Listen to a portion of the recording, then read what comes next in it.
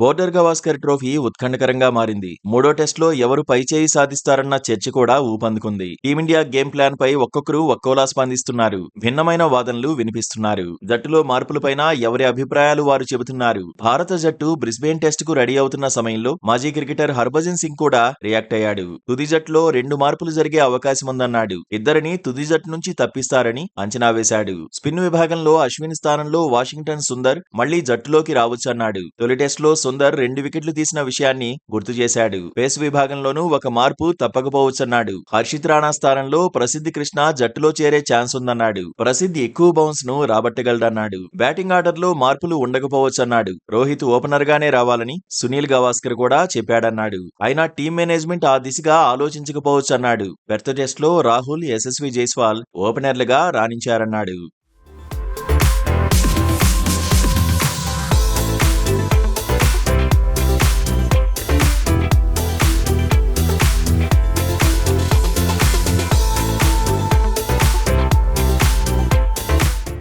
గబ్బా టెస్టుకు ముందు భారత ఆటగాళ్లకు మాజీ హెడ్ కోచ్ రవిశాస్త్రి కొన్ని సూచనలు చేశాడు. తగ్గేదేలే యాటిట్యూడ్ తో బరిలోకి దిగాలన్నాడు. ప్రత్యర్థులు ఎంత తీవ్రంగా స్పందిస్తారో అదే తీవ్రతతో ఆన్సర్ ఇవ్వాలన్నాడు. సిరాజ్, ట్రావిస్ హెడ్ ఎపిసోడ్ పైన స్పందించాడు. ఈ వివాదాన్ని ఎలా డీల్ చేయాలో ఇద్దరికీ తెలుసన్నాడు. ఈ ఎపిసోడ్ చాలా వరకు సెట్ అయినట్టే అన్నాడు. ట్రావిస్ హెడ్ సిక్సర్ కొట్టినప్పుడు సిరాజ్ కొంత బ్యాలెన్స్ కోల్పోయాడన్నాడు. అయినా ఫాస్ట్ బౌలర్ కు టెంపర్మెంట్ ఉండాలనే ఫ్యాన్స్ కోరుకుంటారన్నాడు. తాను కోచ్ గా ఉన్నప్పుడు ప్లేయర్లకు ఒకటే చెప్పానన్నాడు. అవతలి వాళ్లు ఎలా రియాక్ట్ అవుతారో భారత ప్లేయర్లు కూడా అలాగే రియాక్ట్ అవ్వాలని సూచించానన్నాడు. బోర్డర్ గవాస్కర్ ట్రోఫీలో భారత ఆటగాళ్లు ఏమాత్రం తగ్గద్దన్నాడు. కొంతమంది ప్లేయర్లు సిరాజు తగ్గాలని సూచించినా రవిశాస్త్రి మాత్రం దూకుడు చూపించాల్సిందే అన్నాడు. గతంలో ఆసీస్ లో సిరీస్లు గెలిచినప్పుడు కోహ్లీ, పంత్ ఫియర్లెస్ క్రికెట్ ఆడారన్నాడు. బ్యాటింగ్ ఆర్డర్ లో మార్పులు చేయాలన్నాడు. రోహిత్ శర్మ మళ్లీ ఓపెనర్ గానే బరిలోకి దిగాలన్నాడు. గతంలో మాదిరిగానే యశస్వి జైస్వాల్ తో కలిసి ఇన్నింగ్స్ ను ఆరంభించాలన్నాడు.